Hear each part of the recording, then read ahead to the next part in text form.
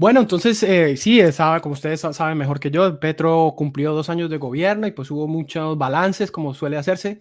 Y este me llamó la atención porque además este señor está involucrado en una, Hanna sabe bien, en una polémica sobre influencers pagados por el gobierno. Este señor Celso Tete, se ha vuelto famoso. Entonces, este es el balance del señor Tete y lo podemos comentar. 2 años de gobierno Petro y estos datos te los han ocultado. Decían que la inflación se iba a disparar. Resulta que hoy está casi la mitad de lo que la dejó Duque. Del 10,8% pasó al 7%. Decían que Petro iba a empobrecer al país. Pues resulta que 1,6 millones de colombianos salieron de la pobreza monetaria y la pobreza multidimensional también bajó del 13% al 12%, según datos del DANE.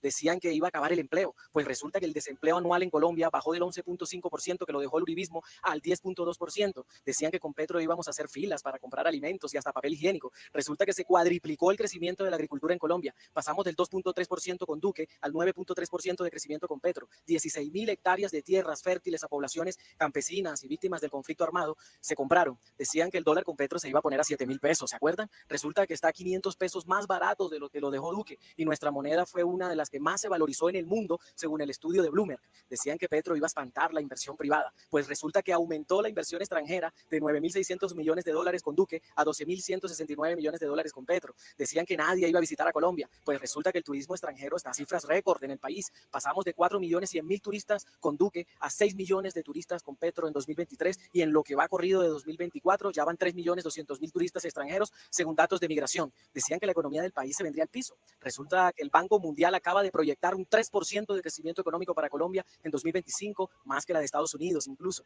Decían que Petro iba a debilitar a la fuerza pública. Resulta que les triplicó sus bonificaciones económicas, alimentarias y ayudó a recuperarles la mesada 14. Decían que su propuesta pensional era demagogia. Pues resulta que les aumentó el bono pensional a la tercera edad y pasó de 80,000 pesos que le daba el uribismo a 220,000 pesos. Decían que no miraría para el Pacífico colombiano. Pues Tumaco se está convirtiendo en el principal puerto pesquero y camaronero del Pacífico con una inversión de 109,000 millones y se hizo el lanzamiento ya del programa más ambicioso para el Pacífico colombiano, olvidado por los gobiernos de derecha, mediante una histórica inversión de 200,000 millones de pesos. Metían miedo con la seguridad, ¿se acuerdan? Resulta que los homicidios cayeron un 2,3%. Hay un récord de incautación de cocaína. Vamos a dejarlo ahí porque, pues, bueno. Eso es un resumen de lo que también Petro dijo en su alocución desde una tienda en Boyacá, ¿cierto? Perdón, dejémoslo ahí porque si nos pusiéramos a enumerar todos los logros de Petro, no dormiríamos, mi hermano. Sí, no habría tiempo. Bueno, ¿qué piensan ustedes de al menos de todos los temas ahí que tocó este señor, este activista, pues, pro gobierno? A ver, ahí hay muchas cosas que pues son discutibles, de las que él presenta como logros del gobierno. Ellos además tienen un discurso en el que convenientemente omiten que venimos de una pandemia y que pues naturalmente al salir de una pandemia hay unas cifras que empiezan a crecer. Digamos que sí hay unos logros del gobierno, sería injusto decir que no ha hecho absolutamente nada, aparte tiene que hacer, o sea, es que lleva 2 años, algo tiene que hacer, pues. Pero a mí me causa mucha curiosidad de ese discurso, sobre todo la muletilla que siempre usan decían que, los uribistas decían que, el uribismo decía que, y es como, a ver, primero, sí, la derecha les facilita el trabajo cuando les da esas herramientas discursivas, tan absurdas muchas, porque muchas rayan en lo ridículo. O sea, muchas de esas herramientas discursivas del uribismo, de la derecha colombiana, rayan en el ridículo. Pero entonces les facilita el discurso y la narrativa a ellos porque se apoyan precisamente en esos puntos para mostrar algo que es un proceso como si fuera un gran logro.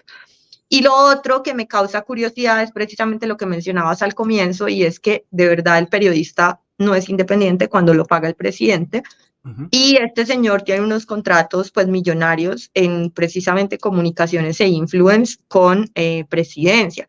Entonces, yo entiendo, todos los gobiernos pagan en publicidad, de hecho, todos lo han hecho, pero sí es muy cuestionable las estrategias y herramientas que ha usado este gobierno, que no distan mucho de otros como el de Duque, por ejemplo. O sea, el tema de las bodegas, de las estrategias de influence, Es más, hasta en la campaña de quién fue, creo que fue de Santos, que tuvimos el tema del escándalo de JJ Rendón. O sea, la propaganda es inherente, al parecer, a todos los gobiernos latinoamericanos. ¿Qué pasa? Que este gobierno pues lo hace de una forma mucho más descarada, pero adicionalmente prometía hacer un cambio y pues realmente ahora todo lo justifican diciendo que ellos hacen lo mismo que hacían los otros. Entonces, fíjense que es la misma dinámica, tienen la misma muletilla, les funciona en ambos casos.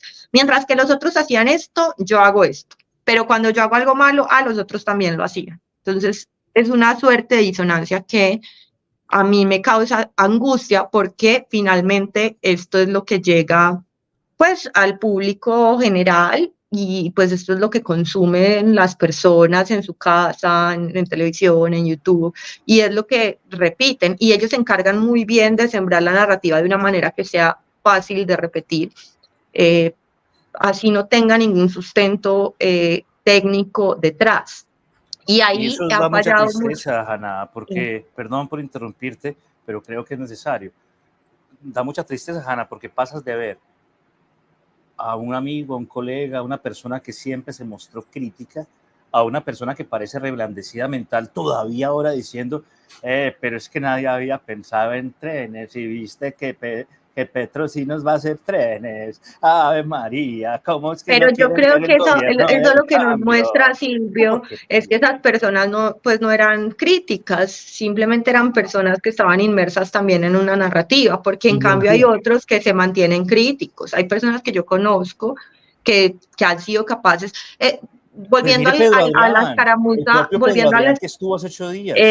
volviendo a la escaramuza anterior, trayendo el caso de Pedro Adrián, fue reflexivo. Yo siento que él fue reflexivo en el programa. Entonces, sí hay personas que son capaces de reconocer que hay unos fallos y de salir de ese discurso. El problema es que no son todas las personas, y que este gobierno ha dejado claro otra cosa que uno ya lo podría pensar desde el gobierno anterior y desde los gobiernos anteriores, y es que en términos generales en Colombia pues comemos mucho cuento y es muy fácil instrumentalizar a las personas mediante cierto tipo de narrativas. Entonces, otra vez con lo de son dos caras de una misma moneda. No se están comportando, el comportamiento de muchos fanáticos de este gobierno es similar al comportamiento de fanáticos del gobierno de Uribe, por ejemplo. Fíjate que es algo que tú misma nos has señalado aquí, yo creo con mucho tino. Lo que pasó esta semana. Petro dio un discurso de su balance de los 2 años de gobierno, donde, digamos, los periodistas en general, la gente sintió que había usado un tono conciliador, más o menos, ¿cierto?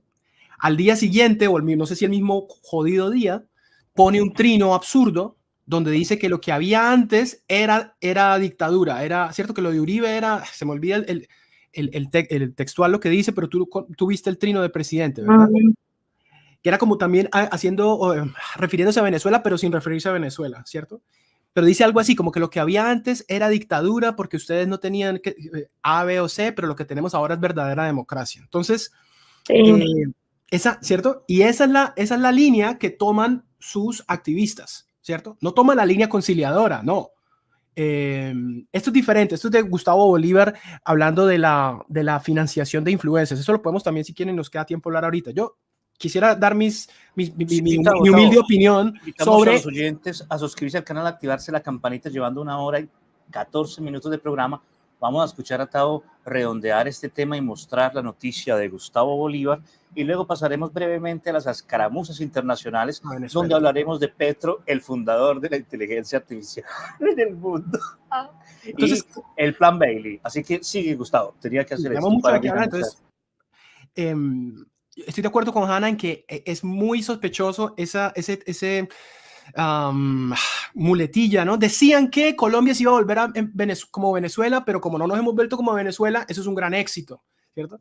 Entonces como no se ha convertido en una autocracia, entonces eso se debe contar como un éxito. Eso es increíble, ¿no? Es como que hay un doble estándar para los socialistas y otro para el resto de personas y el resto de gobiernos, ¿cierto? Aquí hay que sí, bueno, izquierdistas, me parece más adecuado, pero es que como que hay que a ellos hay que evaluarlos con las intenciones, no con los resultados, porque un dato del que se habló mucho también en la semana es que líderes sociales, bueno, sí han muerto menos líderes sociales en los 2 primeros años de Petro, pero como son unas cifras escalofriantes Pero de muerte. aumentaron las masacres, o Pero sea, aumentaron sí. las masacres, pero O sea, aumentaron como las que masacres. 5 líderes sociales menos, pero las masacres aumentaron. O Aumentaron sea, eso como no por lo 20. cuentan. Exacto, eso no lo cuentan, ¿cierto? A mí, yo sé que Silvio lo leyó, un artículo del colombiano de Daniel Carvalho donde llama a toda esta gente tibios. Ustedes son los verdaderos tibios, como tú lo señalabas, Ana, estoy de acuerdo, ¿cierto? Se indignaban con las masacres de cuando Duque y ahora guardan un silencio, ¿cierto? Que otorga, ¿verdad? Bueno, y así con muchos otros temas, digamos, la corrupción, los escándalos de corrupción de la unidad del riesgo, Dios mío, eso es el asunto con su hijo y la campaña y la financiación de la campaña, el asunto del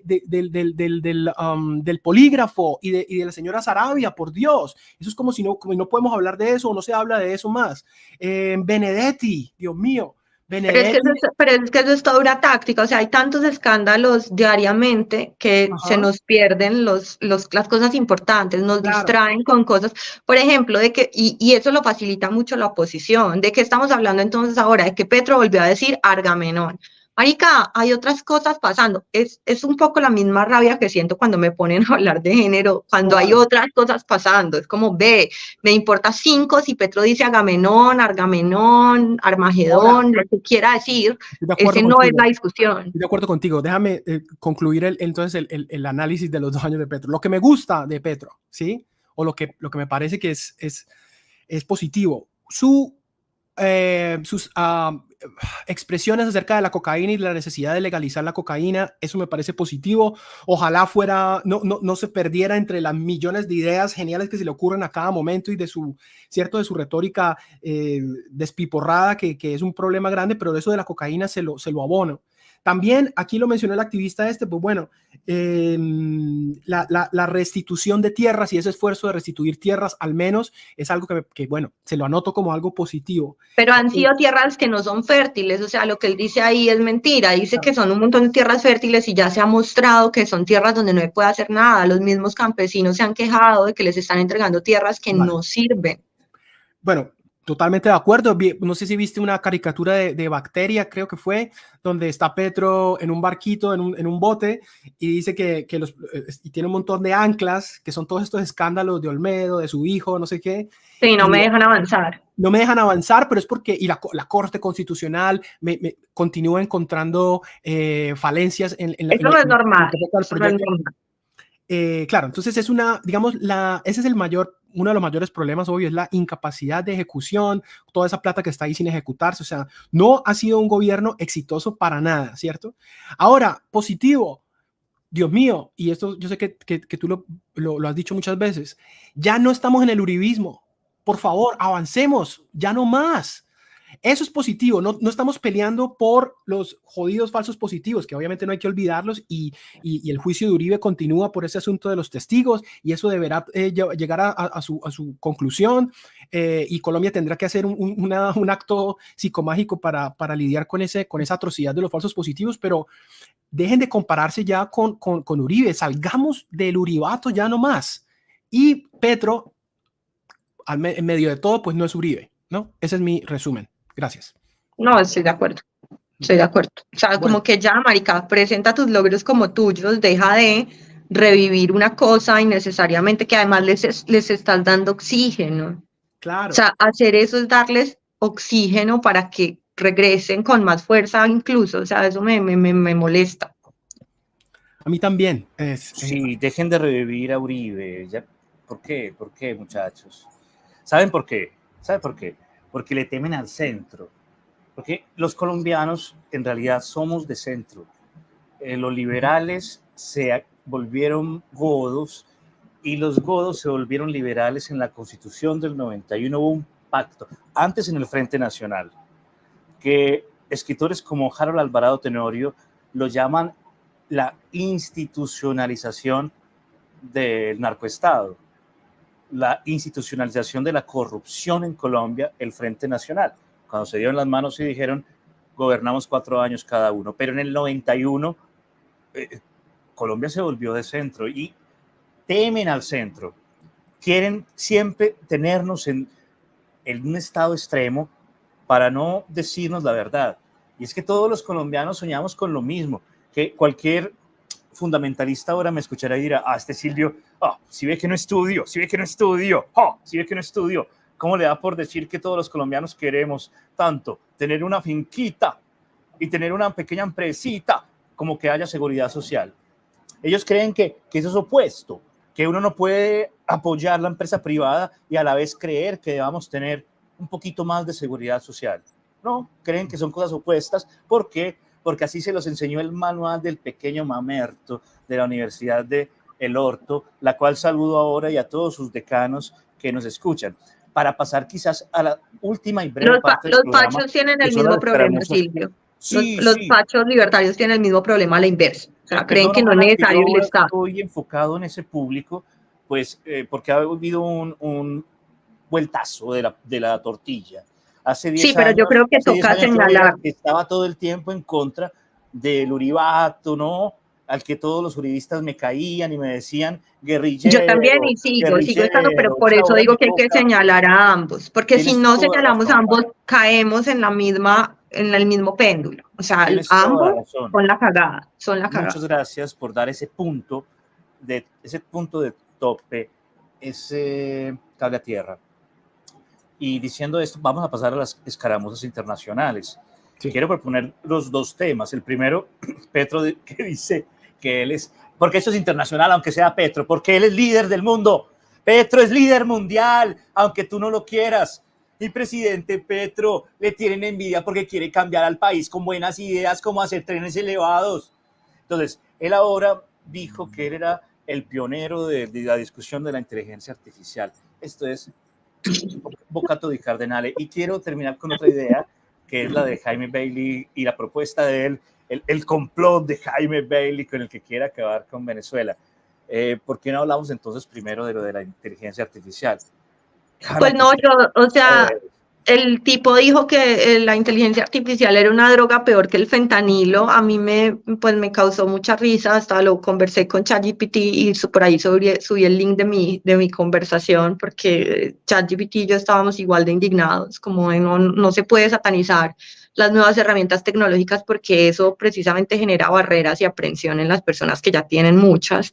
Entonces es irresponsable de parte de un líder mundial, porque Petro, igual además de ser nuestro presidente, hace parte de los liderazgos mundiales y de los liderazgos de Latinoamérica, y es muy, muy irresponsable que en un momento donde deberíamos estar discutiendo asuntos éticos y bioéticos del uso de la inteligencia artificial y de cómo se integra a la sociedad, porque ya es una realidad, eso no se va a reversar, eso no tiene cambio, satanizarlo y decir que es como usar una droga o que es una droga peor que el fentanilo, sobre todo viniendo de una persona, y además él lo relaciona, o sea, yo no sé él qué cree que es la inteligencia artificial, de verdad no tengo ni idea qué es lo que cree, y esto lo dice en un congreso de inteligencia artificial, lo cual es más ridículo todavía, pero él asume que con la inteligencia artificial vamos a, según él, es una droga peor que el fentanilo porque todos vamos a vivir en la nube, en una realidad paralela a la realidad. Y es muy curioso que lo diga una persona que está todo el tiempo pegada de X, de Twitter. O sea, esa es su realidad, esa realidad lo afecta, lo consterna. Y esa es una realidad que ni siquiera tiene que ver con la inteligencia artificial. Entonces es como, ve, ¿qué te pasa, amigo? Estás en las drogas, vos, el que está en las drogas sos vos. No tengo otra explicación para eso que dijo. O sea, ¿cómo va a decir eso? ¿Quieren escuchar lo que dijo? Rápidamente. Vale. Todos hemos caído en mentiras. Yo también. Pero con algo de paciencia uno distingue la frontera de la verdad y de la mentira. Pero la inteligencia artificial no. Está mucho más allá. Es muchísimo más sofisticada como para confundir el audio, lo visual, el contexto y generar una nueva droga en el mundo. Más poderosa que el fentanilo. Las de Latinoamérica son drogas del pasado, que incluso van a perder su mercado. No, está la nueva droga, la de vivir en una realidad virtual permanentemente sin saber pareciera película de ciencia ficción, porque ya las hay. ¿Cómo se separa la realidad de la mentira? Bueno, eso fue lo que dijo ahí. Sí. Sobre todo que su cuenta X es un constante cómo separar la realidad de la mentira.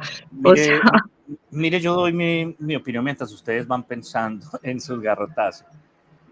Esto me parece que es parte del mismo complot de la izquierda, de la internacional socialista, digámoslo así, de los presidentes de facto de la izquierda contra las redes sociales. Maduro, en Venezuela, acaba de censurar la red social X durante 10 días.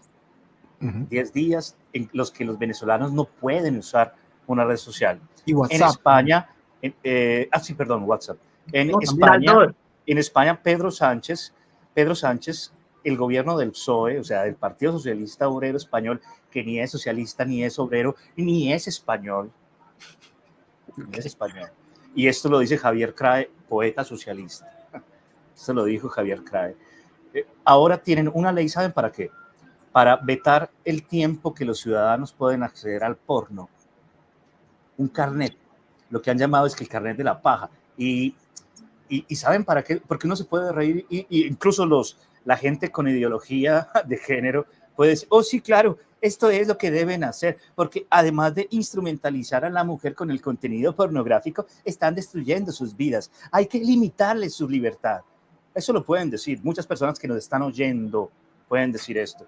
Pero es un plan para restringir la libertad de acceso a contenidos en las redes. Y ahora este señor presidente de nuestro país, está sumando al partido, a esa internacional socialista, pero con el plan de también vetar y censurar el uso de la inteligencia artificial en América Latina. Ojo que yo recuerdo que durante el estallido social los uribistas hicieron una propuesta similar a lo que hizo Maduro con Venezuela y lo que dijeron esos uribistas en su momento fue hay que restringir las redes sociales. Entonces fíjense que son los populismos totalitarios los que hacen eso. No es como que sea una cosa de izquierda, de una agenda socialista, son los populismos totalitarios en términos generales. Por eso generales. los intelectuales de derechas están callados ahora, porque están diciendo, esto se puede hacer, dejémoslos, que cuando gobernemos lo vamos a hacer nosotros también. Los intelectuales de derechas están callados, muchos están callados sobre esto, pero también está sucediendo ahora en el Reino Unido. Sí, eso sí, es muy buena la conexión ahí porque, claro, noticias esta semana lo que se comentaba es que mientras Maduro está pidiendo a la gente que cierre el WhatsApp y baneando o poniéndole una restricción a Twitter por 10 días, por el otro lado, en Inglaterra, pues hay una crisis, ¿verdad? Social, anti-inmigración en parte, donde lo que uno ve pues es que están como en el Reino Unido no hay primera enmienda, como aquí en Estados Unidos, entonces el lenguaje de odio, lo que el gobierno considera el lenguaje de odio, te puede traer muchos problemas a ti como tuitero, como persona que opina, y pues se conocen muchos casos absurdos. Esto no quiere decir que no haya mala información, lo que llaman misinformation. Y bueno, podemos hablar de lo de Inglaterra, es muy fascinante. Yo he estado